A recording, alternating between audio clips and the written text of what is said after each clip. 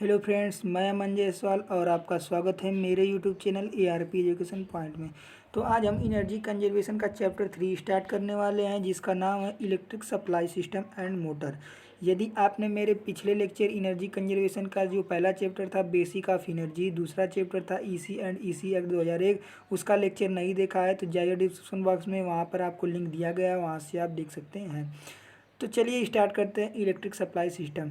तो electric supply system क्या होता है जान लेते हैं। तो देखिए, जहाँ भी हमारा इलेक्ट्रिसिटी जनरेट होता है, उत्पादन होता है, तो वहाँ से हमारा क्या होता है, इलेक्ट्रिसिटी आगे भेजा जाता है ताकि हमारा कंज्यूमर तक पहुँच सके।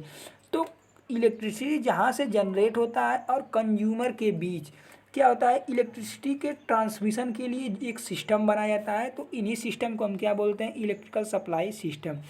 अब इस सिस्टम में होता क्या है, हमारा सब स्टेशंस होता है, ट्रांसफार्मर होता है, पोल होता है, तार होते हैं और बहुत सारे हमारे उपकरण यंत्र होते हैं। तो आप देख सकते हैं कि लिखा है सप्लाई सिस्टम को मुख्यतः दो भागों में बांटा गया है। तो जो भी हमारा इलेक्ट्रिकल सप्लाई सिस्टम है उनको मेनली दो पार्ट में डिवाइड किया गया है। पहला AC एंड DC सप्लाई, दूसरा ट्रांसमिशन एंड अंडरग्राउंड सप्लाई।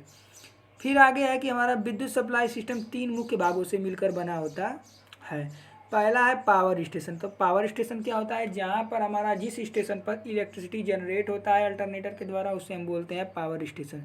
दूसरा है संचरण लाइन। संचरण लाइन क्या है, जब हमारा पावर स्टेशन पर इलेक्ट्रिसिटी जनरेट हो जाता है तो उसको आगे भेजने के लिए जो भी हमारी व्यवस्थाएं बनाई जाती हैं उसको हम क्या बोलते हैं, संचरण लाइन।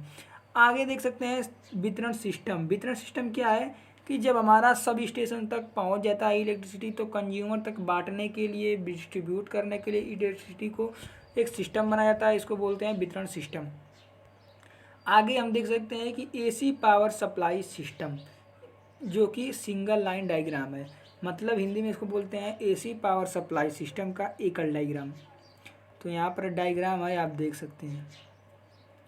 पहले हमारा क्या है कि एक हमारा मेन स्टेशन है जहाँ पर हमारा इलेक्ट्रिसिटी का उत्पादन होगा, तो इसको बोलते हैं जनरेटिंग स्टेशन। यहाँ से अल्टरनेटर के द्वारा 11 किलो वोल्ट पर हमारा इलेक्ट्रिसिटी का उत्पादन किया जाता है।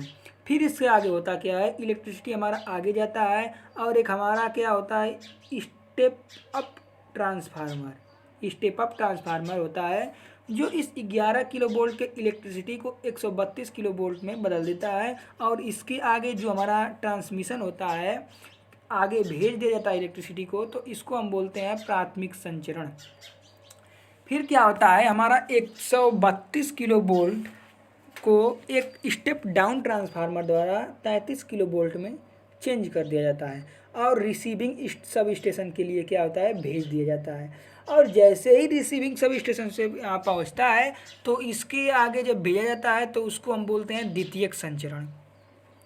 अब द्वितीयक संचरण जैसे होता है तो हमारा एक क्या होता है, फिर स्टेप डाउन ट्रांसफार्मर लगा होता है जो क्या करता है, 33 किलो वोल्ट की लाइन को 11 किलो वोल्ट में क्या करता है, पुनः चेंज कर देता है। चेंज करने के बाद यह क्या पहुंचता है, सब स्टेशन के पास पहुंच जाता है। अब सब स्टेशन के बाद हमारा क्या होता है, कंज्यूमर के लिए डिस्ट्रीब्यूशन किया जाता है। इस डिस्ट्रीब्यूशन को हम क्या बोलते हैं, प्राथमिक वितरण, प्राइमरी डिस्ट्रीब्यूशन।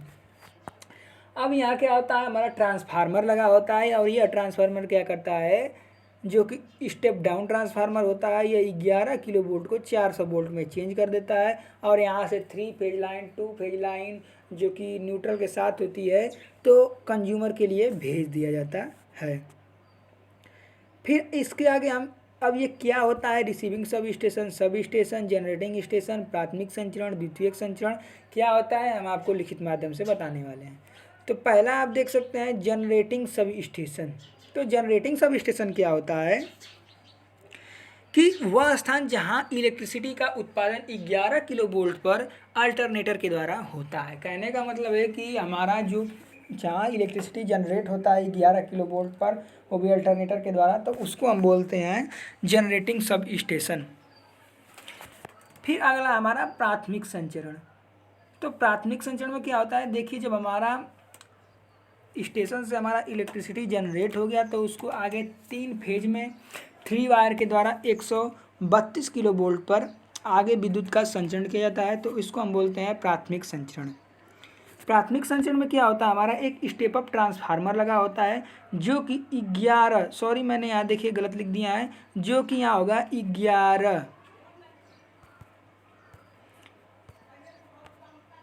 11 किलो वोल्ट को 132 किलो वोल्ट, 11 किलो वोल्ट को 132 किलो वोल्ट तक क्या करता है, बढ़ाता है। आप यहाँ पर चेंज कर लीजिएगा। फिर अगला देख सकते हैं द्वितीयक संचरण। द्वितीयक संचरण क्या होता है हमारा कि अब जैसे हमारा 132 किलो वोल्ट पर चेंज हुआ है लाइट, तो फिर उसको आगे क्या करता है, ट्रांसमिशन किया जाता है इलेक्ट्रिसिटी का। तो वो भी 3 फेज में होता है, 3 वायर पर, लेकिन उसका 33 किलो वोल्ट पर ट्रांसमिशन किया जाता है। इसके लिए क्या होता है, एक स्टेप डाउन ट्रांसफार्मर लगा दिया जाता है जो 132 किलो वोल्ट की हमारी इलेक्ट्रिसिटी आ रही थी उसको 33 किलो वोल्ट तक क्या करता है, चेंज करता है, मतलब घटाता है। फिर इसके आगे देख सकते हैं प्राथमिक वितरण क्या होता है। लिखा है वह तार जिसके द्वारा विद्युत का वितरण 3 फेज 3 वायर 11 किलो वोल्ट पर किया जाता है, तो इसको हम क्या बोलते हैं, प्राथमिक वितरण। मतलब जब हमारा सब स्टेशन पे आ जाता है, मतलब रिसीविंग सब स्टेशन पर, तो वहाँ से क्या करता है, अब विभिन्न छोटे छोटे गाँव के लिए सब स्टेशन के लिए भेजा जाता है। तो वहाँ से हमारा 3 फेज पर 3 वायर के साथ 11 किलो वोल्ट पर इलेक्ट्रिसिटी आता है। तो इस संचरण को हम क्या बोलते हैं, प्राथमिक संचरण बोलते हैं। यहाँ क्या होता है, स्टेप अप, इसमें होता क्या है कि प्राथमिक वितरण में कि एक स्टेप डाउन ट्रांसफार्मर होता है जो कि 33 किलो वोल्ट की लाइट को 11 किलो वोल्ट में घटाकर आगे भेजता है। फिर आता है द्वितीयक वितरण। द्वितीयक वितरण क्या होता है, वह तार जिसके द्वारा विद्युत का वितरण 3 फेज 4 वायर 400 वोल्ट के द्वारा उपभोक्ता तक पहुंचाया जाता है। अब देखिए जब हमारा गांव तक आ गया, मतलब सब स्टेशन तक आ गया, तो क्या होता है, अब कंज्यूमर के घरों तक उसको पहुंचाना होता है, मोहल्ले तक पहुंचाना होता है। तो इसके क्या लिया होता है, 3 फेज 4 वायर, एक हमारा न्यूट्रल होता है, 400 वोल्ट में हमारा क्या होता है, उपभोक्ता तक भेजा जाता है।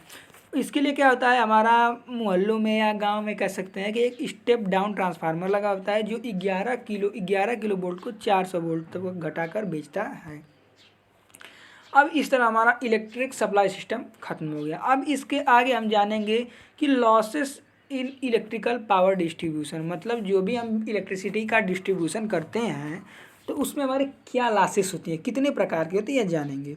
तो देखिए हमारा लॉसेस क्या होता है कि जब हमारा इलेक्ट्रिसिटी जो हमारा मेन स्टेशन था वहाँ से जब भेजा जाता है तो वहाँ से क्या होता है, पूरी लाइट नहीं आती है, कुछ हमारी जो लाइट होती है, इलेक्ट्रिसिटी होती है, वो लॉसेस होने लगती है, मतलब वो किसी रूप में खर्च होने लगती है, जिसे हम इलेक्ट्रिसिटी हानि कहते हैं। तो वो हानि किस रूप में होती है, हीट के रूप में होती है, आवाज़ के रूप में होती है, प्रकाश के रूप में, 3 रूप में मेनली होता है। तो यहाँ पर एक बात ये और है कि इनमें अधिकतर हानियाँ प्राथमिक एवं द्वितीयक वितरण तंत्र में होता है। कहने का मतलब है कि जो भी हमारी लॉसेस होती हैं, सबसे ज़्यादा लॉसेस किस में होती हैं, जो हमारी प्राइमरी और सेकेंडरी डिस्ट्रीब्यूशन सिस्टम था उसी में होती है। इसके आगे देख सकते हैं कि कितने प्रकार की हमारी लॉसेस होती हैं। तो पहला हमारा टेक्निकल इलेक्ट्रिक पावर लॉसेस, तकनीकी विद्युत पावर हानियाँ। तो देख सकते हैं यहाँ लिखा है वितरण लाइनों में उपयंत्र तथा तार के द्वारा लॉसेस होता है। इस प्रकार की हानियाँ को टेक्निकल इलेक्ट्रिक पावर लॉसेस कहते हैं। मतलब जो भी हमारा डिस्ट्रीब्यूशन के लिए इलेक्ट्रिसिटी भेजा जाता है तो वहाँ पर कई सारे ट्रांसफार्मर होते हैं, तार होते हैं, तो उसमें क्या होता है, प्रतिरोध होता है, प्रतिबाधा होता है। तो इन सब के द्वारा जो भी हमारा इलेक्ट्रिसिटी की लॉसेस होती है इसको हम क्या बोलते हैं, टेक्निकल इलेक्ट्रिक पावर लॉसेस। अब ये हमारी 2 प्रकार की होती है। पहला हमारा होता है fixed technical losses. Fixed technical losses क्या होता है, यह जो हमारी टोटल इलेक्ट्रिसिटी लॉसेस होती है उनका 1/4 भाग या 1/3 भाग होती है। यह जो लॉसेस होती है अधिकतर हमारी ऊष्मा और आवाज़ के रूप में होती है। जब हमारा ट्रांसफार्मर को, अब देखिए आगे लिखा है कि जब हमारा ट्रांसफार्मर को ऊर्जित किया जाता है, यह निम्न बातों पर निर्भर करती है। पहला है लीकेज करंट लॉस, दूसरा ओपन सर्किट लॉसेस, तीसरा कोरोना लॉसेस, चौथा परावैद्युत लॉसेस। आगे हमारा है कि दूसरा जो वेरिएबल टेक्निकल लॉसेस, यह हानियाँ क्या होती है, टोटल इलेक्ट्रिसिटी लॉसेस की 2/3 भाग से 3/4 भाग तक होती है। यह जो हमारी हानि होती है वो तार में प्रतिबाधा व प्रतिरोध के कारण जो भी उसमें जूल के रूप में ऊर्जा की उष्मा के रूप में हानि होती है, तो उसे हम बोलते हैं वेरिएबल टेक्निकल लॉसेस। तो आज की वीडियो में बस इतना ही, फिर से मिलेंगे अगले वीडियो में। Thank you.